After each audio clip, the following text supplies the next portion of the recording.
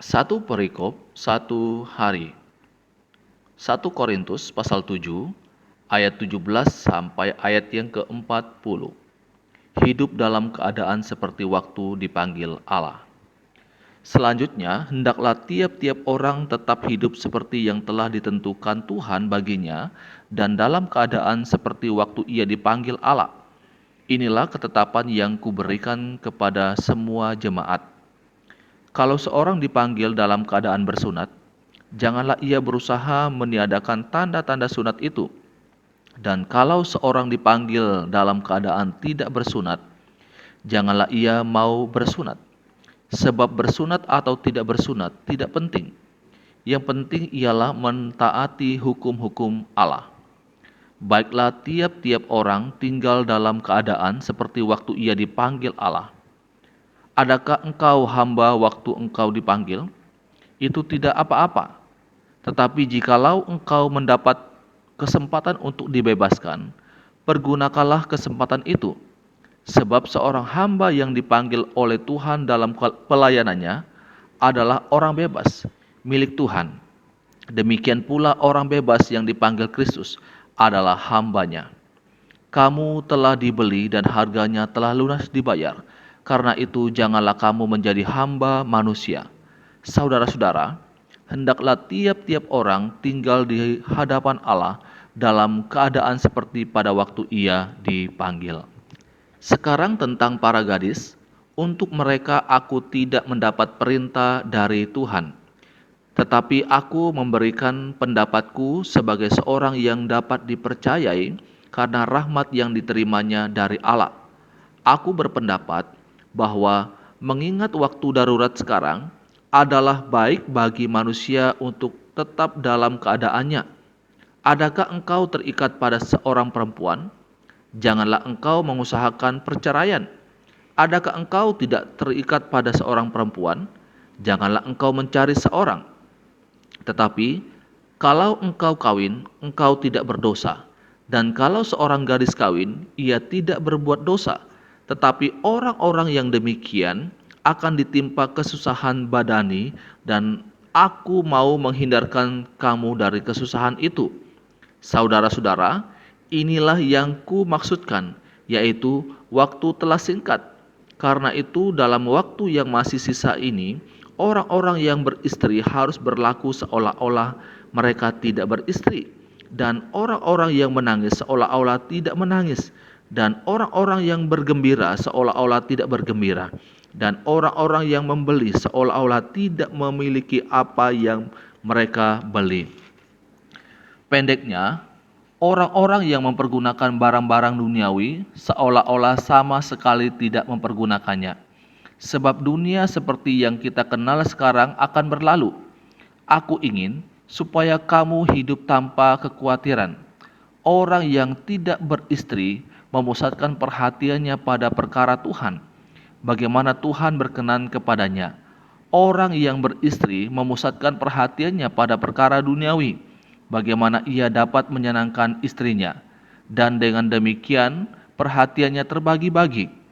Perempuan yang tidak bersuami dan anak-anak gadis memusatkan perhatian mereka pada perkara Tuhan, supaya tubuh dan jiwa mereka kudus. Tetapi perempuan yang bersuami memusatkan perhatiannya pada perkara duniawi, bagaimana ia dapat menyenangkan suaminya.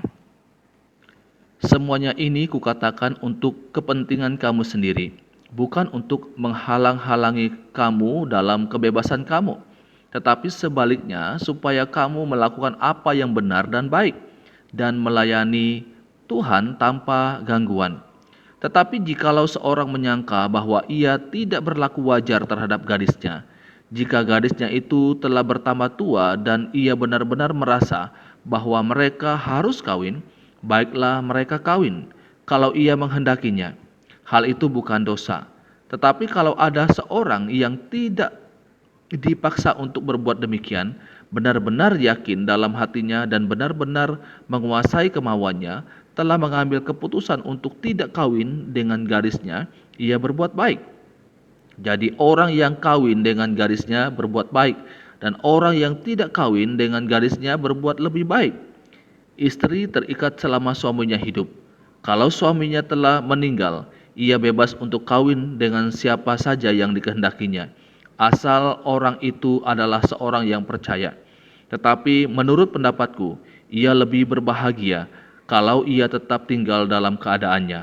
Dan aku berpendapat bahwa aku juga mempunyai roh Allah. Saudaraku yang dikasihi oleh Tuhan Yesus Kristus, Lembaga Alkitab Indonesia memberikan judul untuk perikop ini adalah hidup dalam keadaan seperti waktu dipanggil Allah. Ada banyak hal yang kemudian Paulus sampaikan di dalam perikop ini. Salah satu contohnya adalah hal bersunat.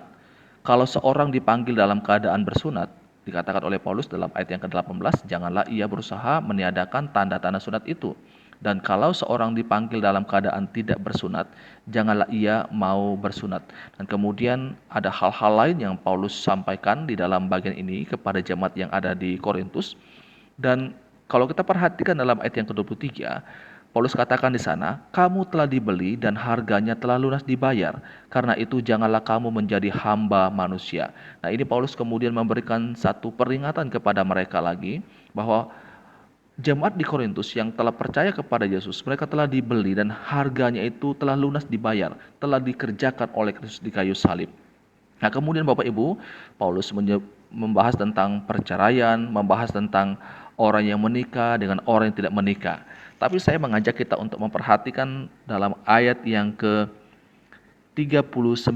Paulus katakan di sana, istri terikat selama suaminya hidup. Kalau suaminya telah meninggal, ia bebas untuk kawin dengan siapa saja yang dikehendakinya, asal orang itu adalah seorang yang percaya. Nah, Bapak Ibu, kita perhatikan di sana ada aturannya yang disampaikan oleh firman Tuhan. Seorang istri terikat selama suaminya hidup. Tapi kalau suaminya telah meninggal, maka dia bisa atau bebas untuk kawin lagi dengan siapa saja. Bapak Ibu, ada kata dengan siapa saja yang dikehendakinya. Tetapi tidak boleh berhenti sampai dengan yang dikehendaki di situ. Ada kelanjutan ayatnya adalah asal orang itu adalah seorang yang percaya. Jadi dia punya kebebasan untuk menikah lagi kalau pasangannya sudah meninggal, tetapi catatannya adalah persyaratannya asal orang itu adalah orang yang percaya. Orang yang juga sama-sama memiliki iman kepada Yesus Kristus. Ini yang disampaikan oleh Paulus di dalam bagian firman Tuhan ini. Nah, Bapak Ibu Saudara, mengapa penting sekali untuk Paulus tekankan asal orang itu adalah orang yang percaya? Karena kalau orang yang berbeda keyakinan, bagaimana mungkin dia bisa membangun, membina rumah tangganya ketika mereka tidak memiliki satu tujuan dalam kehidupan rumah tangga mereka. Sehingga hal ini penting sekali bagi Paulus untuk menyampaikannya kepada jemaat yang ada di Korintus. Dan hal ini juga penting bagi saya dan saudara saat ini. Bila kita boleh memperhatikan bahwa suami dan istri itu harus sama-sama orang yang percaya kepada Yesus. Ini pembacaan firman Tuhan, renungan untuk kita saat ini. Tuhan Yesus memberkati kita selalu. Amin.